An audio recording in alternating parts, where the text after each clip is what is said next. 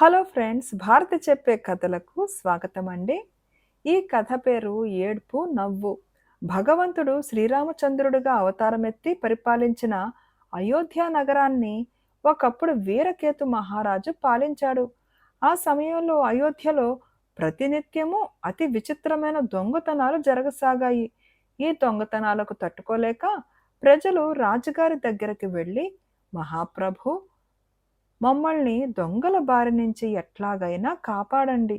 మేము ఎన్ని ప్రయత్నాలు చేసినా దొంగల ఆచూకీ తెలియటం లేదు.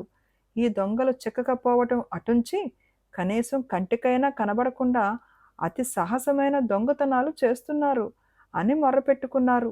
వీరకేతు మహారాజు ప్రజలను ఓదార్చి పంపేసి తన రక్షక భటులలో అత్యంత సమర్థులైన వారికి మారువేషాలు వేయించి రాత్రిపూట రహస్య గస్తీ తిరగమని పంపాడు.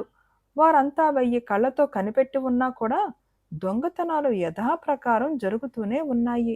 ఒక దొంగ అయినా గస్తీ తిరిగే భటుల కళ్ళ పడలేదు. దొంగతనాలు సాగిస్తున్న వారెవరో చాలా యుక్తిపరులు అని నిర్ధారణ చేసుకున్నవాడే వీరకేతు స్వయంగా దొంగలను పట్టడానికి బయలుదేరాడు. రాత్రి చీకటిలో రాజు మారువేషం వేసుకుని పోతుండగా ఆయనకు ఒక చోట విచిత్రంగా ప్రవర్తించే ఒక వ్యక్తి కనిపించాడు. రాజు అతడి కేసి బయలుదేరాడు. దగ్గరికి వస్తున్న రాజును చూసి సందేహించి ఆ వ్యక్తి, ఎవరు నువ్వు అని అడిగాడు కోపంగా. దొంగను అని జవాబు చెప్పాడు రాజు. అయితే నాకు సాటివాడివే, మా ఇంటికి పోదాం రా, నీకు స్నేహ మర్యాద చేస్తాను అన్నాడు ఆ వ్యక్తి. రాజు అతని వెంట వాళ్ళ ఇంటికి వెళ్ళాడు.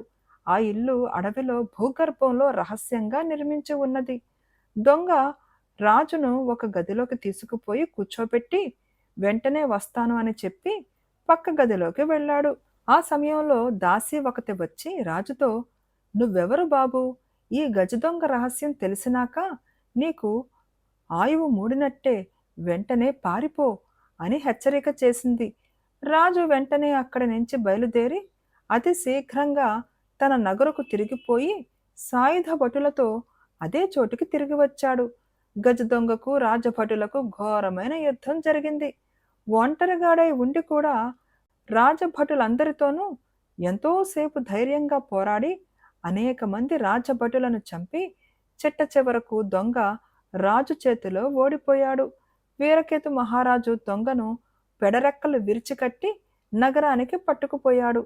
అతని విచారణ జరిగింది. చాలా కాలంగా ఎవరికంటా పడకుండా ఆ దొంగే అయోధ్య అంతటా దొంగతనాలు చేసినట్టు రుజువయ్యింది. పోయిన సొత్తంతా అరణ్యంలోని వాడి ఎంట దొరికింది. వీరకేతు మహారాజు గజదొంగను కొరత వేయించమని భటులకు ఉత్తరమిచ్చాడు.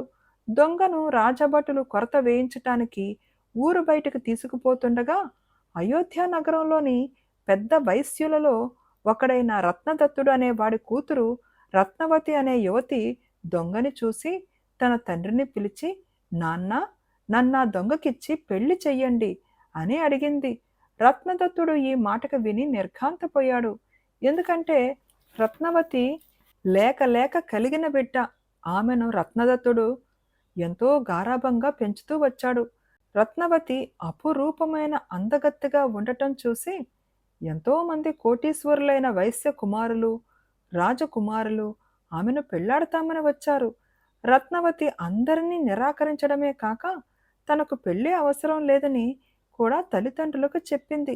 ఏం తల్లి, రాజాధిరాజులను కూడా పెళ్లాడ నిరాకరించింది నగరాన్ని దోచుకు బతుకుతున్న ఈ దిక్కుమాలిన దొంగ కోసమా?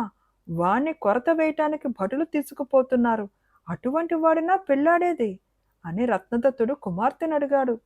రత్నవతి తండ్రి మాటలు పట్టించుకోలేదు. అనేక మంది రాజకుమారులు ఆమెను వరించి వచ్చినప్పుడు తండ్రి ఆమెను పెళ్లి చేసుకోమని సలహా ఇచ్చాడు. కానీ అప్పుడు కూడా ఆమె తండ్రి మాటను ఏమాత్రం వినిపించుకుని ఉండలేదు.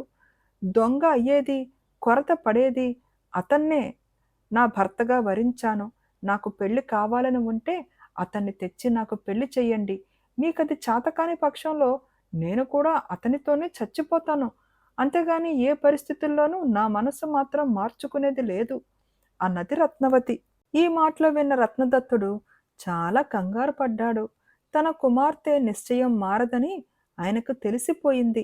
ఆయన వెంటనే వీరకేతు మహారాజు దగ్గరికి వెళ్ళి, మహాప్రభు, మీరీనాడు పట్టిన గజదొంగను నాకు ఇచ్చెయ్యండి.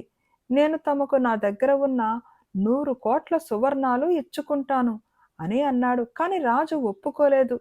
అయోధ్య నగరాన్ని ఎంతో కాలం ఒంటరిగా పీడించిన గజదొంగను విడిచిపుచ్చటానికి ఆయన మనసు ఎంత మాత్రం ఇష్టపడలేదు. హతాశుడై రత్నదత్తుడు ఇంటికి తిరిగి వచ్చేసరికి రత్నావతి స్నానం చేసి పెళ్లి కూతురై సిద్ధంగా ఉంది. అమ్మా, నా ప్రయత్నం ఫలించలేదు. దొంగను విడిచిపుచ్చటానికి రాజు ఏమాత్రమూ ఒప్పుకోలేదు. నాకున్న సంపదనంతా ఇస్తానన్నాను, కాని లాభం లేకపోయింది. నువ్వు కోరిన పెళ్లి అసంభవం అన్నాడు రత్నదత్తుడు విచారంగా కూతురితో. పెళ్లి కాకపోతే సహగమనం ఉండనే ఉన్నది అన్నది రత్నవతి. రత్నవతి పల్లకి ఎక్కి వధ్యభూమికి బయలుదేరింది. ఆమె వెంట ఏడుస్తూ తల్లిదండ్రులు కూడా బయలుదేరారు. వారు వధ్యభూమికి వెళ్ళేసరికి అప్పటికే గజదొంగను తలార్లు కొరత వేశారు. అతను చావు బతుకుల మధ్య ఉన్నాడు. రత్నదత్తుడు తన కుమార్తెను దొంగ వద్దకు తీసుకుపోయి, ఇదిగో నాయనా, నా కుమార్తె నిన్నే పెళ్లాడతానని పట్టుబట్టి వచ్చింది అని చెప్పాడు. ఈ మాట విని దొంగ ఒక్కసారి రత్నవతి కేసి చూసి కన్నీరు కార్చి వెంటనే చిరునవ్వు నవ్వి మరుక్షణం ప్రాణం విడిచాడు. రత్నవతి తాను నిర్ణయించుకున్న ప్రకారం భర్త కళేబరాన్ని తీసుకుని శ్మశానానికి పోయి అక్కడ చితి పేర్పించి దాని మీద దొంగ శవంతో పాటు తాను కూడా ఎక్కింది. మనసులో భర్తగా స్వీకరించినంత మాత్రాన సహగమనం చెయ్యటానికి సిద్ధపడిన రత్నవతి పతిభక్తికి సంతోషించి కాలభైరవుడు ప్రత్యక్షమై, అమ్మా, నీ పతిభక్తి అసాధారణంగా ఉన్నది. నీకే వరం కావాలో కోరుకో, ఇస్తాను అన్నాడు. దేవా, నా తల్లిదండ్రులకు నేనొక్కతనే కుమార్తెను.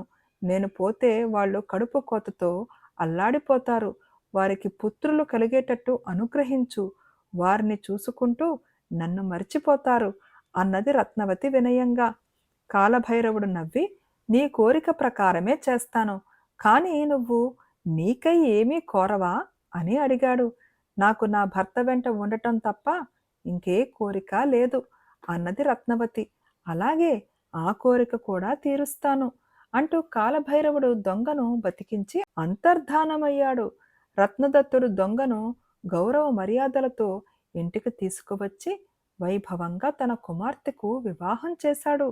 బేతాళుడు ఈ కథ చెప్పి, రాజా, కొరతపడి చచ్చిపోతూ రత్నవతి తనను పెళ్లాడగోరిందని విని దొంగ ఎందుకు ఏడ్చాడు, తరువాత ఎందుకు నవ్వాడు, తెలిసి సమాధానం చెప్పకపోయావా, నీ తల పగిలిపోతుంది అని అన్నాడు. ఫ్రెండ్స్, ఈ ప్రశ్నకు సమాధానం మనం ఆలోచిద్దామండి. దీనికి జవాబు ఇప్పుడు చదువుతున్నానండి. ఈ అకారణ బంధువుల రుణం తీర్చుకోకుండానే పోతున్నానే అని దొంగ మొదట దుఃఖించాడు. ఎంతమంది రాజాధిరాజులను నిరాకరించిన కన్య తనను వరించడం చూసి నవ్వాడు అని జవాబు చెప్పాడు విక్రమార్కుడు. రాజుకు మౌనభంగం కలగగానే బేతాళుడు శవంతో సహా మాయమై తిరిగి చెట్టెక్కాడు. ఫ్రెండ్స్, ఈ కథ నచ్చిందా అండి? కథ నచ్చితే తప్పకుండా లైక్ చేయండి, షేర్ చేయండి, అండ్ ప్లీజ్ కామెంట్ కూడా పెట్టండి. And thank you.